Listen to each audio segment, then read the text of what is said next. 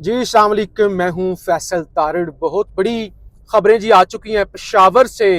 मीरपुर के अंदर जो बाऊजी ने जलसा किया है, क्या वहां पे मरियम नवाज धाड़ी हैं? बाऊजी की जानब से क्या ड्रामेबाजी की गई है?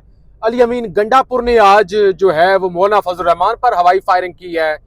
फिर जो नए 4 स्टार जनरल साहब बनाए गए हैं, उस हवाले से क्या इस वक्त डिस्कशन हो रही है? चीज़ें तो जाहिर है ये बड़ी अहम हैं।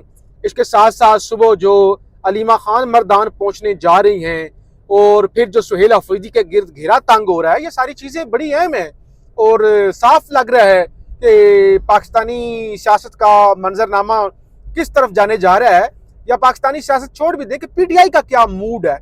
और अब और जो पाकिस्तानी एस्टैब्लिशमेंट के साथ चीज़ें शुरू हो गई हैं, वो सारी मंजरकशी कर रही हैं, वो बता रही हैं कि सूरत हाल जो है वो किस तरफ जाने जा रही है। अच्छा, सबसे पहले सुहेल अफरीदी साहब की प्रेस कॉन्फ्रेंस। सुहेल अफरीदी साहब ने बताया, एक तो जी ये जो 5 अगस्त को होने जा रहा है पेशावर के अंदर जलसा, ये जलसा फाइनल नहीं सेमीफाइनल होगा। और सेमीफाइनल जाहिर जब आप जीतते हैं तो उसके बाद ही फिर फाइनल होता है। तो उन्होंने बता दिया कि भाई ये जो पेशावर के अंदर है सेमीफाइनल, ये भी कोई आम चीज नहीं होगी कि ऐसे लोगों को बुला लिया। यानी इसके अंदर फाइनल का लाहे अमल दिया जाएगा, बताया जाएगा कि अब हमने करना क्या है, अब हमने रुकना नहीं है, अब हमने पीछे नहीं हटना, अब हमने आखिरी फैसला करना है।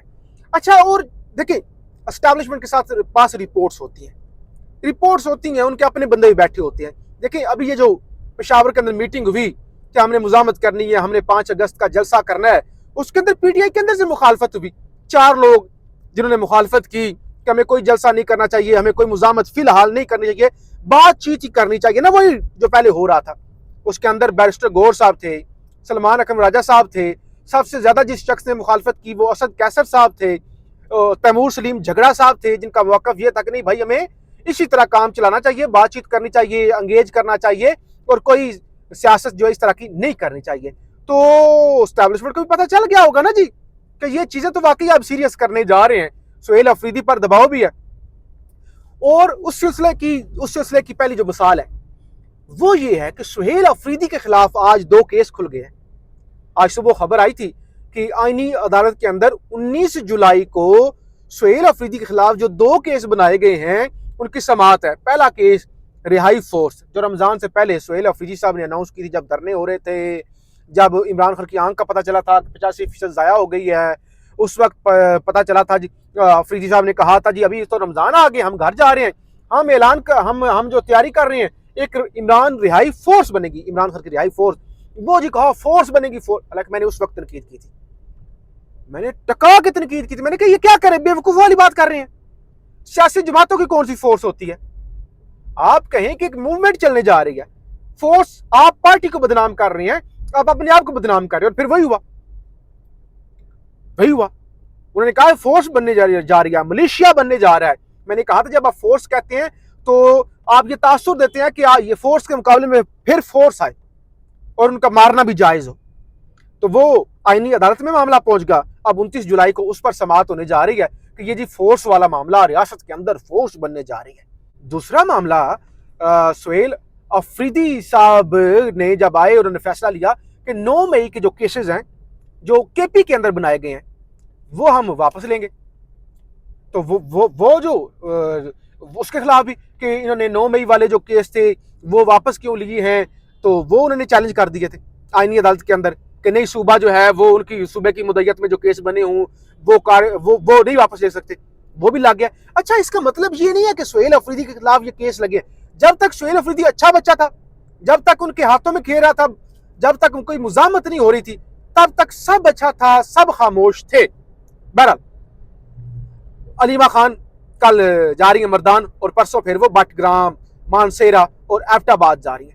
अली अमीन गंडापुर ने आज एक खिताब किया जिसके अंदर उन्होंने मौलाना फजल रहमान पर कहा कि एक तो आईनी तरमीम के अंदर मौलाना फजल रहमान ने 7 अरब रुपए लिए हैं, फिर पैसे लेकर इन्होंने जो है वो इमरान खान के खिलाफ तहरीक अदम एतमाद लेके आए। फिर मौलाना फजल रहमान ने शुहदा के पैसे खाए हैं और शुहदा की जमीन जो है मौलाना फजल रहमान ने ली है। तो मौलाना फजल रहमान कैसे फौज पर तनकीद कर रहे हैं, शुहदा पर तनकीद कर रहे हैं। यानी जो पीटीआई की पॉलिसी थी कि मौलाना के साथ चलना है, मौलाना पर तनकीद नहीं करनी। गंडापुर का क्योंकि सूबाई मामला भी है, अपना जो हल्के का मामला है वो भी है डेरा इस्माइल खान का, तो गंडापुर ने वो भी तनकीद खड़का दी। तो लिहाजा अगर कोई इस तरह का चांस बन सकता था कि हो सकता है कोई पीटीआई और मौलाना फजल रहमान एक पेज पर आते, तो उस पर भी गंडापुर ने स्पॉइलर वाला जो है वो किरदार अदा किया है। नंबर 1। अब एक और खबर आपके सामने रख रहा हूं। हुकूमत ने 10 लाख टन गंदम यूक्रेन से बरामद करने का फैसला किया। पाकिस्तान गंदम पैदा करने वाला दुनिया का एक बड़ा मुल्क है, और किसानों से जब गंदम खरीदी जाती है, खरीदी नहीं जाती, सस्ती कहा जाता है भाई वो गंदम जो है हमारे पास एक्स्ट्रा है, कम कीमत पे 3000 मन 3500 मन, और किसानों सस्ती खरीद के अब आर्जी बहरान पैदा कर दिया गया। अब पाकिस्तान जो एक ज़रई मुल्क है, हमने पढ़ा भी था ना कि पाकिस्तान एक ज़रई मुल्क है, वो ज़रई मुल्क जो है वो दूसरे मुल्कों से गंदम जो है वो लेने जा रहा है। ये कितनी शर्मनाक, शर्म का मुकाम है। पहले पेट्रोल का बहरान, अब गंदम का बहरान भी इस मुल्क के अंदर पैदा कर दिया गया। अच्छा, मैं वो सुहेल हफीज साहब की पेशावर जलसे की बात कर रहा था, तो पेशावर जलसे का जनाब मुकाम तब्दील कर दिया गया। पहले था इमरान खान क्रिकेट स्टेडियम, अब उन्हें लगता है कि जलसा बड़ा होगा और अवाम की सहूलत के लिए शहर के अंदर नहीं, शहर से बाहर मोटरवे के करीब एक खुला मैदान है, वहां पे जलसा किया जाएगा। गालबन जहां पे पहले गंडापुर ने किया था वो कचरे के ढेर पर, अल्लाह करे कचरे का ढेर ना हो, बाकी वहां पे जलसा करने का फैसला किया गया है। इसके अलावा धाड़ियां जी, एक तो बसें पहुंची ना मुजफ्फराबाद, और कहा गया कि मीरपुर भी बसें पहुंचाई जाएंगी, और इलेक्शन कमीशन जो है वो सोया हुआ है।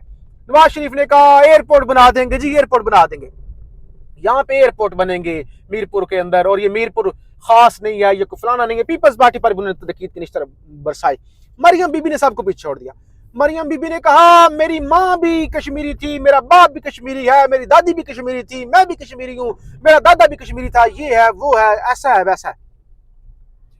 यानी वो जो एक कश्मीरी कार्ड, ओ भाई मैं पंजाबी हूं, मैं कहूं मैं भी पंजाबी हूं, मेरा बाप भी पंजाबी है, मेरा दादा परदादा लक्कड़ दादा 100 नस्लें पंजाबी हैं, मैं जट हूं, मेरा बाप भी जट, मेरा दादा भी। ओ भाई बात ये है कि आप कश्मीरी हैं, तो आपने कश्मीरियों के लिए किया क्या है जी?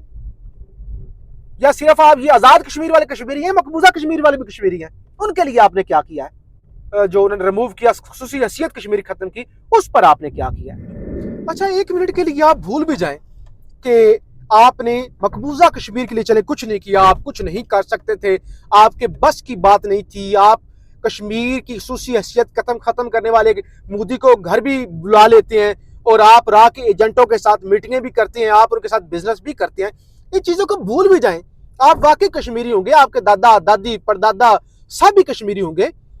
अभी ताजा तरीन कश्मीर के अंदर गोलियां चल रही हैं, कश्मीर के लोग धरना दे के बैठे हुए हैं, वहां पे गोलियों की बुछाड़े हुई हैं, और आपके अपने मिनिस्टर ख्वाजा आसिफ कहते हैं कि फलाने रावला कोट वाले कश्मीरी नहीं है, फलाने कश्मीरी हैं, फलाने कश्मीरी नहीं है।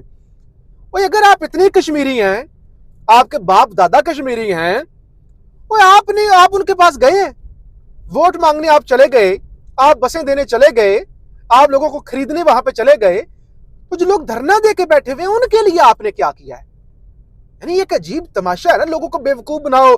एयरपोर्ट आप फर्ज करें ऐसे ही ना कि जहां से मैं अभी गुजर रहा हूं, मैं कहूं इधर भी मैं एयरपोर्ट, पूरे पाकिस्तान यहां पे जितने भी एयरपोर्ट हैं वो आप प्राइवेटाइज करने में लगे हुए हैं, पीआईए आपने बेच दी है, और आप लोगों को बेवकूफ बना रहे हैं कि जी हम तो एयरपोर्ट बनाने लगे हैं, हम तो एयरपोर्ट बनाने लगे हैं, हमने इधर मोटरवे बनानी थी, मुझे वजीर आजम बना दो। लोगों को बेवकूफ समझा हुआ है, एक तमाशा बना। अच्छा बहरहाल जी, जो अभी स्ट्रेटेजिक कमांड के नए 4 स्टार जनरल आमिर रजा साहब, सैयद आमिर रजा साहब को बनाया गया है, और ओटीआई से वो हैं, और इस पे अब कुछ लोग कह रहे हैं अगरचे फील्ड मार्शल आसिम मुनीर साहब ने अपने आप कह लें कि ओटीआई से लेके आए बंदा 8वें नंबर से लेके आए हैं, और बड़े एतमाद बंदे को लेके आए हैं, 4 स्टार जनरल बनाया गया है, और साथ जो ऊपर वाले हैं उनका अब क्या होगा, इस्तीफा देंगे नहीं देंगे वो बात की बात है। लेकिन जो मुख्तलिफ जो तजर्बाकार लोग हैं वो ये कह रहे हैं कि फील्ड मार्शल ने ये बहुत बड़ा रिस्क लिया है, अगरचे बाएतमाद बंदे को लेके आए हैं, लेकिन कौन बाएतमाद, कब तक बाएतमाद है, तो इस हवाले से लोग कह रहे हैं कि ये बहुत बड़ा रिस्क है। पहले तो टोटल ऑल इन ऑल मामला जो है वो फील्ड मार्शल साहब के अपने हाथ में थे, तो अब क्या सूरत हाल होगी, किस तरफ मामला जाएंगे। लेकिन एक चीज तो है, ये जो कशमकश लगी हुई थी और बहुत कुछ हो रहा था, अब फौज के अंदर जो चीजें थी उसको तैनात किया जाए, उसको तैनात ना किया जाए, वो चैप्टर क्लोज हो गया है।